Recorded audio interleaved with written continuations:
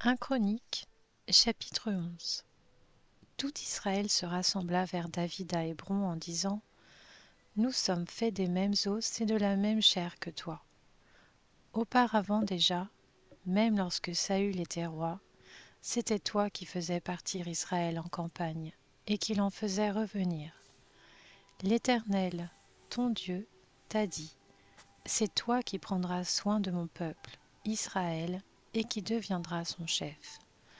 Ainsi, tous les anciens d'Israël vinrent trouver le roi à Hébron, et là, David fit alliance avec eux devant l'Éternel.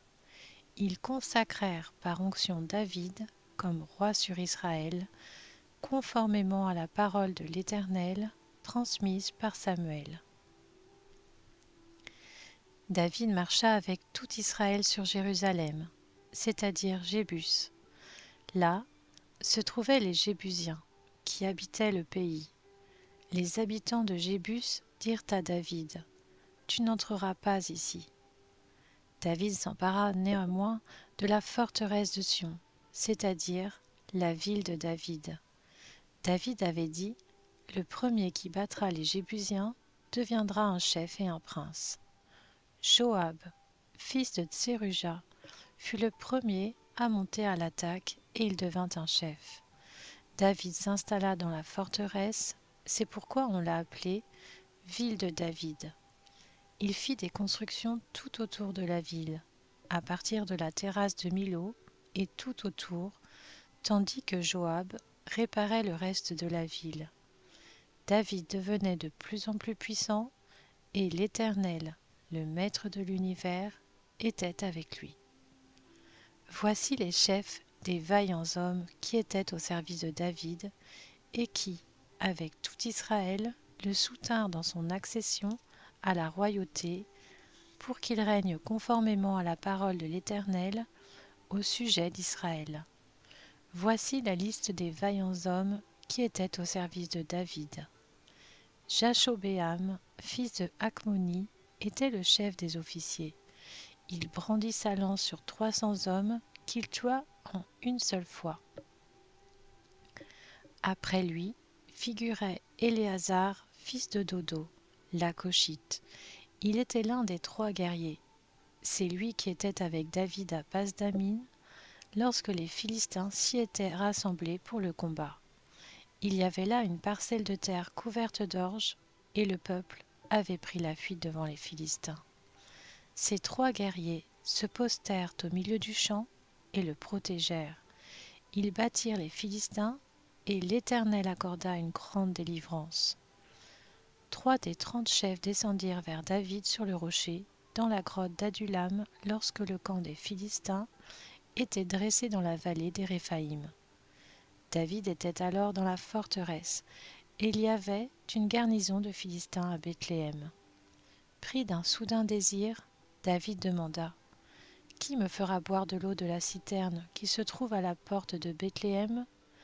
Alors ces 3 hommes pénétrèrent de force dans le camp des Philistins et puisèrent de l'eau dans la citerne qui se trouve à la porte de Bethléem. Puis ils l'apportèrent et la présentèrent à David, mais il refusa de la boire et il la versa comme une offrande à l'Éternel. Il dit : Que mon Dieu me garde de faire cela. Pourrais-je boire le sang de ces hommes qui sont partis au péril de leur vie ? Oui, c'est au péril de leur vie qu'ils l'ont emportée. Et il refusa de la boire. Voilà ce que firent ces 3 vaillants hommes. Abishai, le frère de Joab, était le chef des 3. Il brandit sa lance sur 300 hommes et les tua. Il eut une grande réputation parmi les 3. Il était le plus considéré des 3 de la 2e série et il fut leur chef, mais il n'égala pas les 3 premiers. Benaja, le fils de Jéhojada, qui était un homme vaillant de Capsil, fut célèbre par ses exploits. C'est lui qui frappa les 2 héros de Moab. Il descendit au milieu d'une citerne et il y frappa un lion un jour de neige. Il frappa un Égyptien de 2 mètres et demi qui tenait à la main une lance de la grosseur d'un cylindre de métier ratissé. Il descendit contre l'Égyptien avec un bâton, arracha la lance de sa main et s'en servit pour le tuer. Voilà ce que fit Benaja, fils de Jéhojada. Il eut une grande réputation parmi les 3 vaillants hommes. Il était le plus considéré des 30, mais il n'égala pas les 3 premiers. David l'admit dans sa garde personnelle. Voici les autres hommes vaillants. Asaël, frère de Joab. Écanan, fils de Dodo, originaire de Bethléem. Shamoth, originaire d'Aror. Életz, originaire de Palon. Ira, fils d'Ikesh, originaire de Tekoa. Abiezer, originaire d'Anatoth. Sibécaï, le Hushatite. Ilaï, originaire d'Akoar. Maharaï, originaire de Nétopha. Éled, fils de Baana, originaire de Nétopha. Itaï, fils de Ribaï, originaire de Gibéa. La ville des Benjaminites, Benaja, originaire de Piraton. Uraï, originaire de Nakhel-et-Gaash. Abiel, originaire d'Araba. Asmavet, originaire de Bakarum. Eliashba, originaire de Chalbon. Bénéachem, originaire de Gizon. Jonathan, fils de Chagué, originaire d'Arar. Akiam, fils de Sakar, lui aussi originaire d'Arar. Eliphal, fils d'Ur. Épher, originaire de Mékéra. Akisha, originaire de Palon. Etzro, originaire de Carmel. Naharaï, fils d'Esbaï. Joël, frère de Nathan. Mibchar, fils d'Agri. Sélec l'Ammonite. Nakraï, originaire de Béroth, qui était le porteur d'armes de Joab, le fils de Tseruja. Ira et Gareb, tous deux originaires de Jéter. Uri le Hittite. Zabad, fils d'Aklaï. Adina, fils de Shiza, le Rubénite, qui était un chef des Rubénites et commandait 30 hommes. Hanan, fils de Maaka. Josaphat, originaire de Mithni. Osias, originaire d'Ashtaroth. Shama et Jéhiel, fils de Hotam, originaire d'Aroer. Jédiaël, fils de Shimri, et son frère Josha le Titsite. Éliel, originaire de Macavim. Jéribaï et Joshavia, les fils d'Elnaam. Jithma le Moabite. Éliel, Obed et Jahaziel Metsobaja. 1 Chronique, chapitre 12. Voici les hommes qui se joignirent à David à Tsiklag, lorsqu'il était encore contraint de vivre loin de Saül, fils de Kis. Il faisait partie des vaillants hommes qui lui portèrent secours pendant la guerre. C'étaient des archers, et ils étaient capables d'utiliser aussi bien la main gauche que la droite pour lancer des pierres et tirer des flèches avec leur arc. Ils faisaient partie des frères de Saül, étaient issus de Benjamin. Il y avait le chef, Akiezer, puis Joas, fils de Shemaha, originaire de Gibéa. Jéziel et Pélet, les fils d'Azmavet. Beraka, Jéhu, originaire d'Anatoth. Jishmaéja, originaire de Gabaon, qui étaient vaillants parmi les 30, et à leur tête Jérémie, Jacaziel, Jokanan, Josabad, originaire de Guédéra. Élusaï, Jérimoth, Béalia, Shemaria, Shéphasia, originaire de Harof.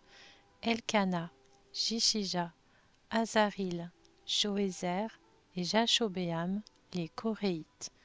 Joéla et Zébadia, les fils de Jérokam, originaires de Guédor. Des hommes vaillants se séparèrent des autres Gadites pour se joindre à David dans la forteresse du désert. C'étaient des soldats exercés à la guerre, capables de manier le bouclier et la lance, aussi terribles que des lions et aussi rapides que des gazelles sur les montagnes. Ézer était le chef, Abdias le deuxième, Eliab le troisième, Mishmana le quatrième, Jérémie le cinquième, Ataï le sixième, Éliel le septième, Jokanan le huitième, Elsabad le neuvième, Jérémie le 10e, Macbanaï, le 11e. C'étaient des descendants de Gad, des chefs de l'armée. À lui seul, le plus petit pouvait s'attaquer à 100 hommes, et le plus grand à 1000. Ce furent eux qui traversèrent le Jourdain pendant le premier mois, alors qu'il débordait sur toutes ses rives, et qui mirent en fuite tous les habitants des vallées, à l'est comme à l'ouest. Il y eut aussi des Benjaminites et des Judéens qui se joignirent à David dans la forteresse. David sortit à leur rencontre et leur adressa la parole en disant : « Si vous venez vers moi avec des intentions de paix, pour m'aider, unissons-nous. Mais si c'est pour me tromper au profit de mes ennemis, alors que je ne commets aucune violence, que le Dieu de nos ancêtres en soit témoin et qu'il fasse justice. » Amasaï, le chef des officiers, fut revêtu de l'esprit et dit : « Nous sommes à ton service, David. Nous sommes avec toi, fils d'Isaïe. Paix, paix pour toi, et paix pour celui qui te porte secours, car ton Dieu t'a secouru. » David les accueillit alors et les plaça à la tête de la troupe. Des hommes de Manassé se rallièrent à David lorsqu'il alla avec les Philistins faire la guerre à Saül.